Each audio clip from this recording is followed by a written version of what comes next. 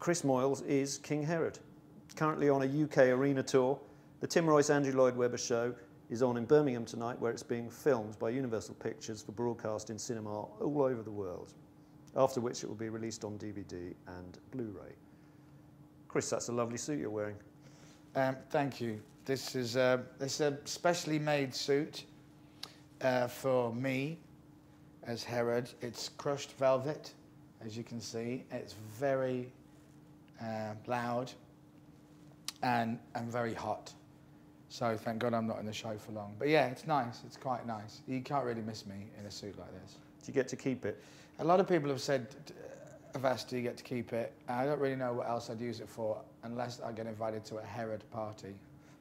But then, you know, you turn up, somebody in the same outfit, it'd be embarrassing. So, well, I mean, I don't know. It's made to measure for me, so I'd be no use to anyone else. Unless they find someone short and a bit dumpy.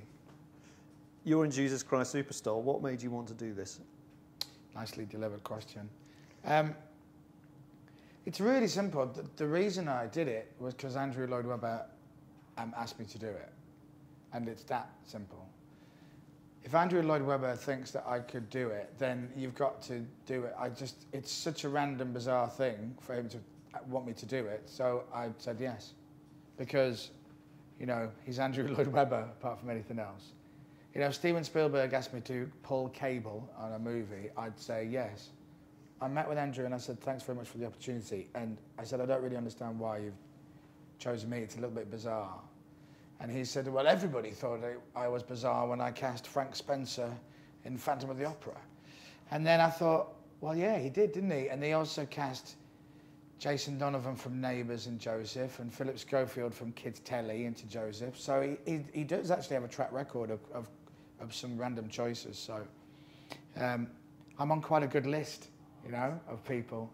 But no, I jumped at it. I didn't know if I could do it, but I had to say yes.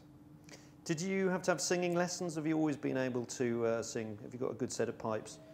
I've not got a bad set of pipes for singing, and luckily with Herod's song, it's not really that high. It's fairly in my very limited key. I don't even know any of the vernacular of singing. Everybody backstage every night, you just constantly hear people walking around singing, going, ah, ah, and that. And I don't really do any of that. I find it all a bit weird. But yeah, I've not got a bad voice, and luckily it suits the Herod song. And you can play around with it. It doesn't need to be like proper singing like Mel or Ben or Tim. So yeah, I can kind of bluff my way through it a little bit. So no singing lessons then? No, I've had a bit of help from Evie at the beginning and a few of the others, and then Andrew, that's Lloyd Webber, I call him Andrew, said he was really happy with what he'd seen, but just wanted me to sing it a little bit more than I was, because I was talking, singing, and so I changed it a little bit, and he seems happy with it. So yeah, just a few people have kind of tweaked me a little bit here and there, and this is the result. So have you been described in the production as a baritone? I've no idea what that means. I don't know what a baritone is. Am I a baritone? I don't know. I'm taking that as a no. No one has. I have no idea. No. Sort of somewhere between a 10... I've been described by many people on the show with many different words, but so far not baritone, not yet. Handsome is one word that is used a lot. And annoying. You were in a celebrity version of The X Factor. Yeah. I wonder if you could take us back to that and talk us through what happened. But I think it was about 2006. ITV did Celebrity X Factor for a week, which everybody's forgotten about because they've never done it since. They didn't do it before and they've never done it since. They just did one celebrity version of X Factor. And I got asked to do it, and I wanted to do it because I thought, A, it would be fun, B, I might be able to learn how to sing, and C, I was writing a book and I needed stuff to write about, and I've got a radio show and I need things to talk about. So I thought, why not? And I did it, and it was very bizarre. It was a very bizarre list of people that included myself, former Dr. Gillian McKeith, Paul Daniels and Debbie McGee, some chefs, Rebecca Lewis and Major James Hewitt. Really an awful lineup of fascinating people. And I came third. I did all right, and it was just a fun thing to do every night for a week. But the musical director of X Factor was called Nigel Wright, and one of the vocal coaches was called Evie Burnett, and they now work with Andrew Lloyd Webber. So from doing that as a bit of a hoot, 6 years later, my name gets mentioned for playing Herod, and luckily Evie and Nigel are around to go, he can sing, he's good. So that led, indirectly 6 years ago, led to me getting this role. So it's, you never know how things are going to work out. So I'm hoping in another 6 to 8 years I'll be in Phantom of the Opera or Starlight Express or something. One can only hope. How much acting have you done before, even at school? I haven't done any acting. I've done like mess around acting and sketches for the TV shows that I've done and stuff, but not really done any acting. But I don't really see this as acting. I can't really say this is acting. It's messing around and showing off. It's basically the whole of Herod's piece in this production is all about Herod and a tiny slight bit about Jesus. It's really, you know, it's a big show-off piece. So it's looking at the cameras and occasionally looking at Jesus, literally a couple of times, that's it. But it's all about Herod. So I can't really say it's acting. I don't think Robert De Niro's papping himself just yet, you know.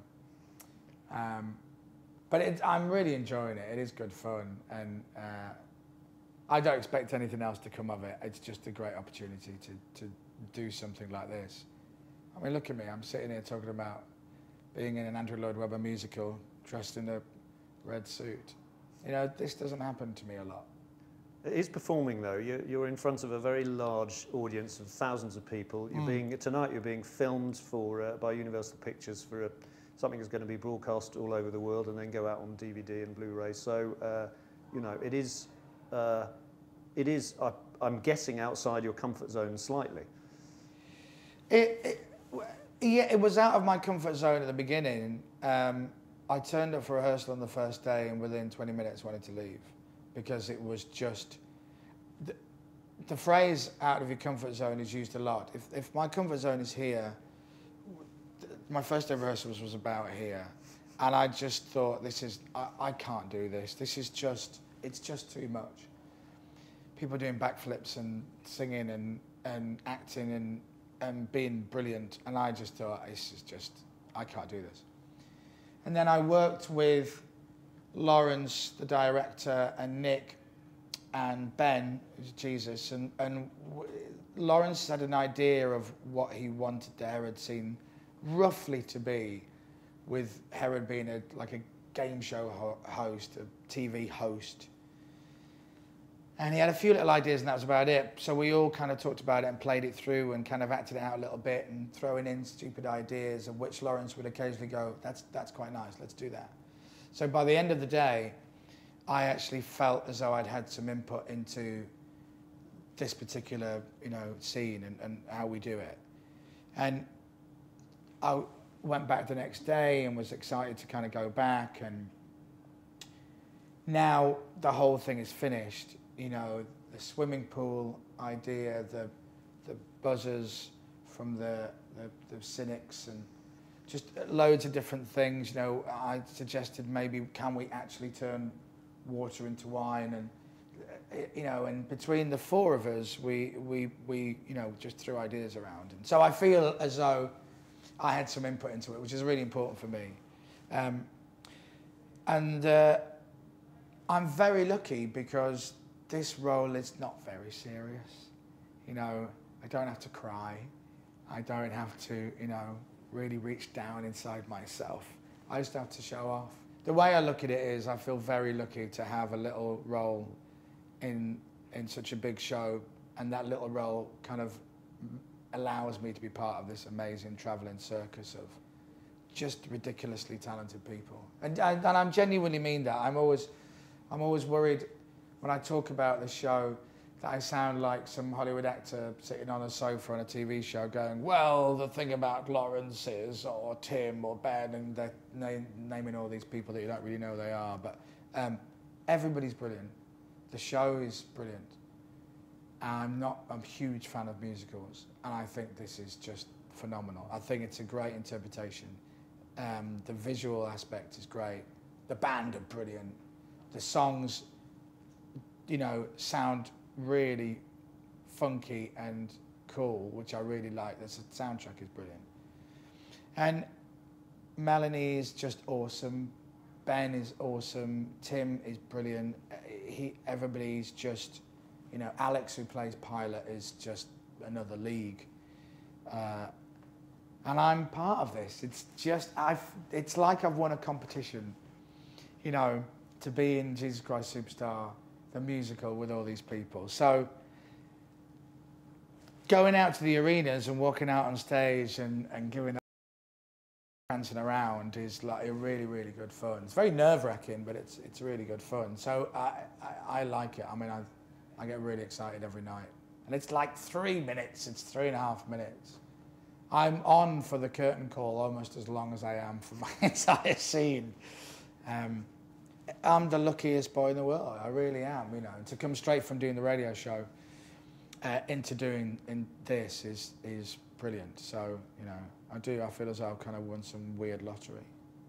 You, I'm guessing, have not played a lot of Lloyd Webber on your radio show over the years. But I mean, how large has he loomed in your life, kind of away from the radio? Not he as a person, but as a composer and a musician. Because I'm not a big fan of musicals, I haven't seen that many. And I went to see Beauty and the Beast in London, in the theatre where they now do We Will Rock You, and it was really good. And then I went to see Saturday Night Fever and was like, I don't like musicals very much now. It's like an over-enthusiastic school play, sorry. So it kind of put me off. I like music from musicals, but because I don't know the musicals, I don't know what song comes from what musical. So I'll be honest, and I know a lot of JCS fans will think this is sacrilege, but, you know, I'm sitting here in the odd song on this going, oh, I never knew that was in Jesus Christ Superstar. Isn't that interesting? Oh, I don't know that one that Melanie sings. Oh, isn't that good? So no, we'd interviewed Andrew on the radio show before. We'd had him on as a guest, and he was very funny. But now I'm like, I am totally absorbed in this Jesus Christ Superstar world. As soon as I got the phone call asking me if I'd be interested, I did a ridiculous amount of research. I can bore you with facts about Jesus Christ Superstar if you want, how the Herod song came about. It was originally written as some pop song he was going to put in for the Eurovision, and then when they were writing the other songs a couple of years later, he went back and took it and played around with it a bit more, and then, you know, it is the song that it is. So I'm an expert on this, but don't ask me anything about cats.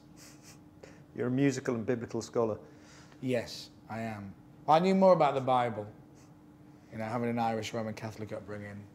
You know, you test me on Jesus, fine. Now you can test me on Jesus Christ Superstar the musical, fine. But yeah, Starlight Express I'm not very good on. I'll test you on Jesus another time. Okay. Thank you very much indeed, Chris. You're welcome, and enjoy the show, everybody. It's brilliant, and Herod, let's be honest, steals the show. Okay? That's my Herod face.